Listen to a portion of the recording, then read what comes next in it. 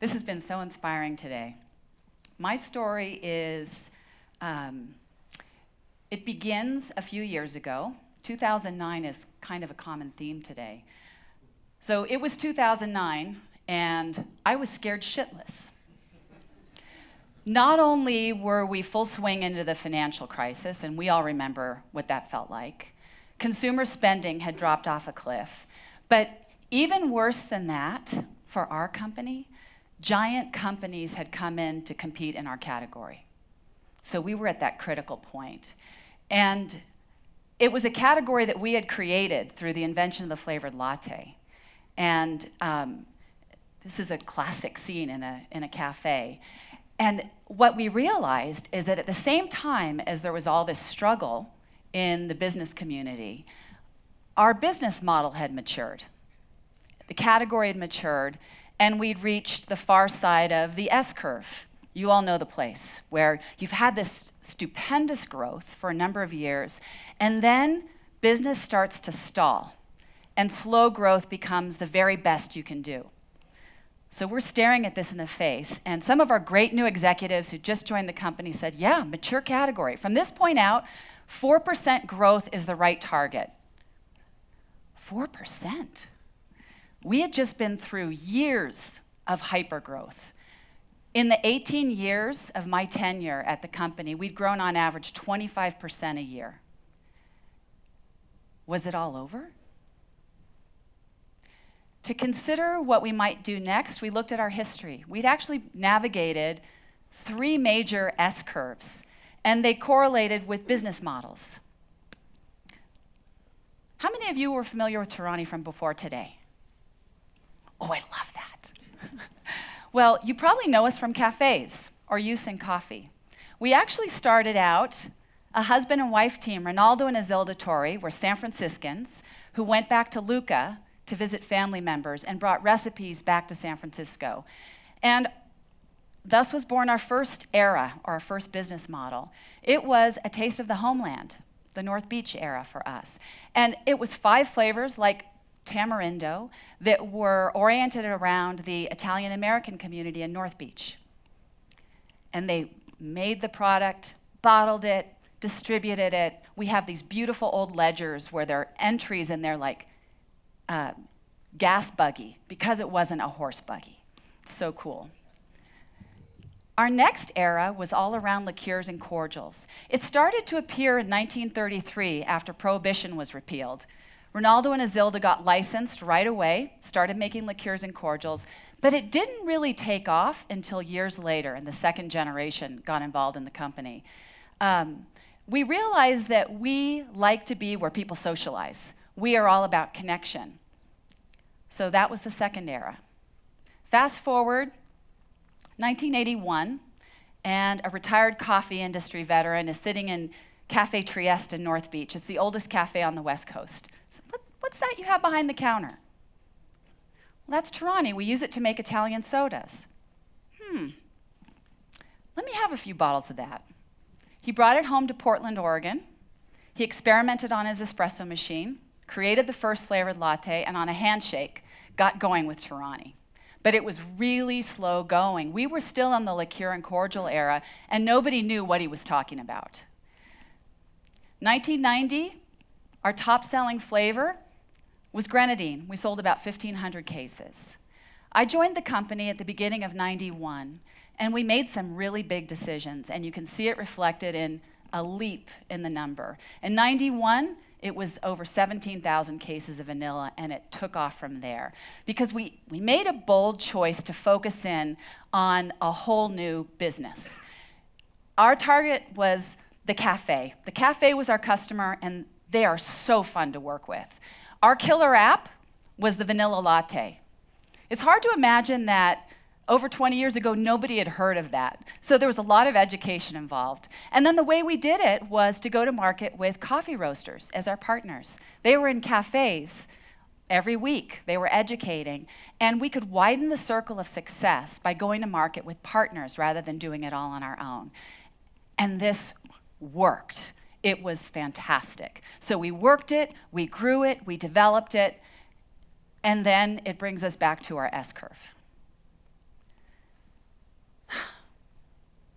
I knew we had to make the leap to the next one. It's that moment in our cycle, but I could not figure out what to do. And I think about that widened circle of success and all these people who now we feel responsible for and who I feel responsible for. It was almost paralyzing trying to figure this out. I kept my composure at work, but I'd go home at the end of the day, I'd close myself off in my bedroom for just a few minutes, and I'd put my head in my hands and go, oh, fuck. How many of you have had that exact same experience? We all feel that at some point. I couldn't figure out what to do. Up to this point, I realized it was a lot about me and me figuring things out. And I don't say that boastfully. It's actually more of a confession. I realized that to get to that next place, something big had to change. Now, when I say about me, I am a total group process geek. I love strategy, I love group process, flip charts, markers. I had facilitated that growth, and we had launched new products, we'd entered new markets, we'd gone global, we had formed exciting partnerships, and it had worked for 18 years that were just fantastic until it didn't. And now I was running the scenarios through my head. What was the right thing to do to get to the next place? Inevitably, I think we all face this moment where, is the right thing to sell? The answer to that was no for us. Not an interest in us because we're out to do more than make money. We had to figure this out for ourselves, for our team, and for our partners and customers. And this is antithetical to what an evergreen company is about. We have to figure out a way without doing that. Did I have to look at 4%? No way. We're all about grow, baby, grow. 4% wasn't going to create the excitement and the momentum that we needed to hold a talented team and talented customers. And then, of course, the big question for me was, what about me? Am I the right leader to bring us forward into this future? Maybe it was time, and I think in most VC companies, this is a time you'd switch somebody out, right? There wouldn't be the patience to think about this. But I wondered for myself, was I the right leader for this company? Was this the right thing for me? And I thought, I could start a new company. Kind of interested in doing that. Maybe I should go manage a nonprofit. That's something I'd always wanted to do. But I realized that I loved this company. I love this company. And to do something different than all of those choices was what we had to look at. I realized that to get to that next place and to hop onto that next S-curve meant doing it with a whole lot of other folks.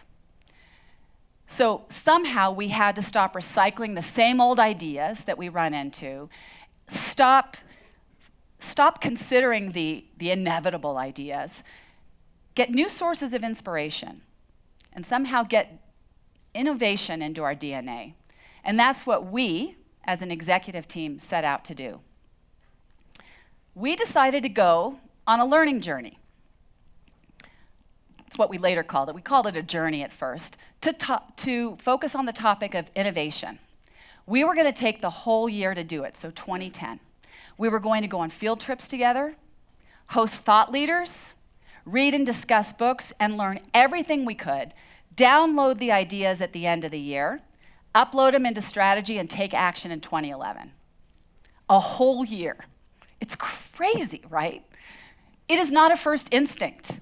In fact, at first, a couple of our great team members, heads of R&D and marketing, said, you know what? This is about product innovation. We've got it covered. We're going to bring in a consultant. They're going to fill the pipeline with ideas. You guys take care of the rest. Ultimately, we knew that was not going to do it. We had to bust out together. We were after transformation, and that was going to take the team. So today, what I'd like to share with you is the three guiding principles that made that learning journey not only a cool thing to do, but really effective, just in case it's something that you might want to do at some point. Guiding principle number 1, chart the course. Don't wing it. This is way more than a field trip or two if it's done effectively. Innovation is a really big topic. Before we went out and just started doing stuff, we had to figure out what it was we wanted to learn. We decided on 4 things. Like anything to learn, maybe 2 to 4 is the right number to pick.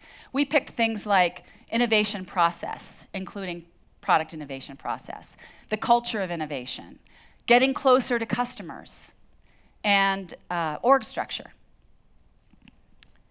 Then we created a big old list. So we said, what are all the places we'd like to go? Who are all the people we'd like to meet? What are all the things we'd like to do? And we created a massively long list. And then we started to work it. We worked our networks. We just called people. We didn't need to do everything on the list. We just needed a few gems to come through. And they did. I was really surprised who actually agreed to meet with us.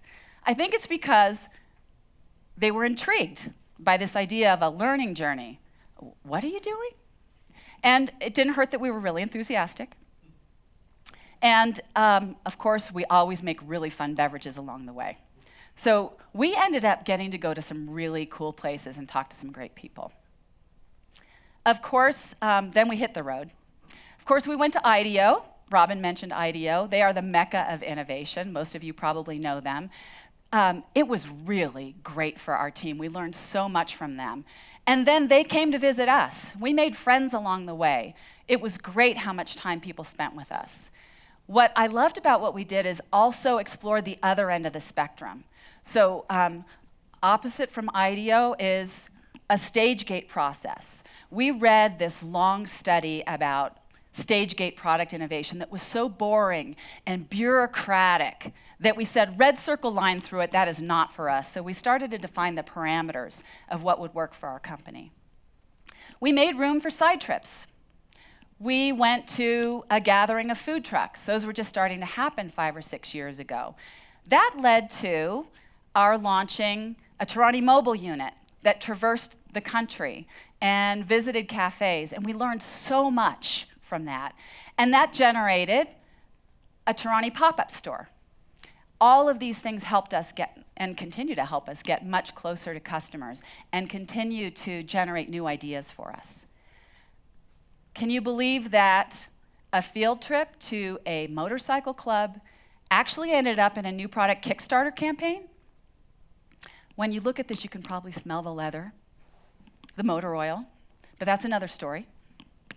But suffice it to say, side trips can really generate some great things. Guiding principle number 2, go commando. And I'm talking about knowledge. It's important to don't know before you go. Don't know. As executives, we've largely gotten to where we are because we do know a lot of the answers. But when we're going out to learn something, it's important to wipe the slate clean and to be really open to what might be offered.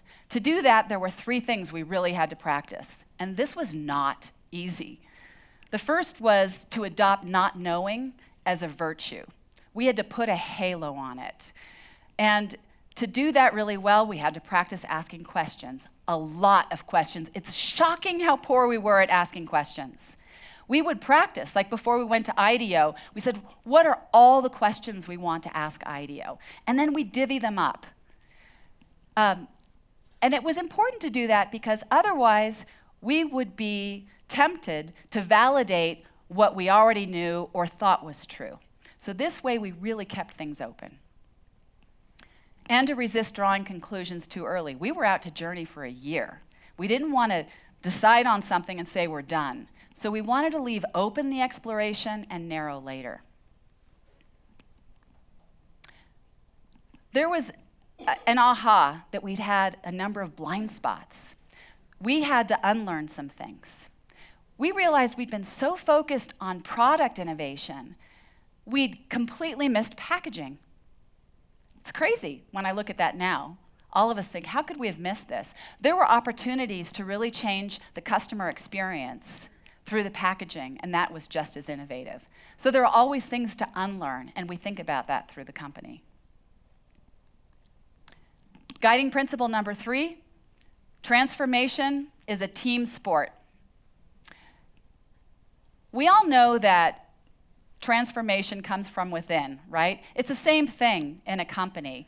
You remember that part about, hey, we've got this covered, we're gonna bring in a consultant? No friggin' consultants. This is about the team going on a journey together. It's okay to have them as guests, but this is a self-led process. And our religion at Torani is that it's got to be cross-functional. We all know how powerful an individual aha can be. It is so much more and so exponential when it's a team that has it. And when it's cross-functional, it's viral in the company. We developed shorthand for the way we work together. We could whisper, packaging is the new marketing. And we knew right away, oh yeah, this is a really valuable investment to make in packaging. It's gonna really help us accelerate. And it's as effective as marketing, and it changes the experience. More effective than marketing. Or we could whisper, knowledge funnel. It doesn't mean anything in this room, right? But to us, we knew that meant zeroing in on an automation project that could create a chain reaction of elevating the capabilities and the work of our entire team. So it was all these things that we could automatically understand together and apply. And then, of course, after spending that whole year together, looking at strategies, we were so aligned and so in sync that we had just gone slow to go lightning speed in implementation. So you might want to know what happened. In 2011, chock full of learnings from that journey, we catapulted ourselves onto the next S-curve. By the way, we call it the consumer era because we're designing around the consumer experience, whether it's in the cafe, restaurant, or in a kitchen at home. And we set about transforming the company. We transformed our vision, our business model, strategies, but even more than that, the way we work together. Our ways of working is one of the most important things. And we've sparked a culture of inquiry, which has generated even more learning journeys throughout the business. It's also reflected in our financials. Since that time, we've had periods again of hypergrowth, and we've averaged really strong double-digit growth every year, and that's what we're continuing to do. So, it wasn't over. It's set off a really exciting time. Before making that journey, I really felt the weight of the world on my shoulders. It's not only much lighter now, it's totally different. We have, a team. This is taken at a strategy session. These are some of our strategic leaders in the company. It's so meaningful to me to have a lot of people around us throughout the business, including some of our business partners, who are ready not only to help us double the size of our business together, but double the size of the opportunities and initiatives that we should be considering together. So who would have thought that the scrappy little flavor company could transform itself into a 90-year-old startup? I think we knew it in our hearts all along. Thank you.